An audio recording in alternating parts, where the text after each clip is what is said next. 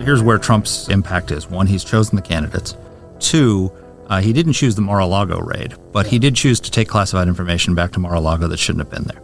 And so here we are, 8 weeks before the election roughly, and instead of talking about inflation, instead of talking about crime, instead of talking about the border, instead of talking about gas price, we're talking about Donald Trump. And it's reminding people of Trump. Trump, if he was smart, what he would do is he would go out and talk about, instead of talking about the 2020 election and how the election was stolen, all of that, weren't things great when I was president? Gas was cheap. The economy was humming. Where businesses could find workers. Things were great. And look at them now. Are you better off now than you were when I was president? That would be a winning message. Instead, what people are being reminded of is all the reasons that they voted for Joe Biden. Fascinating poll number.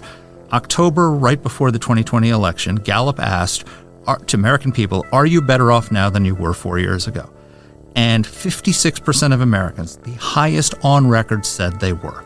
That was in the middle of the worst pandemic in American history since 1918, the worst racial unrest since the 1960s, the worst economic crisis since the Great Depression, and the majority of Americans for the first time ever said, I'm better off now than I was 4 years ago. And Trump still lost. Yeah. So what that tells you is Americans didn't dislike his policies, they disliked him.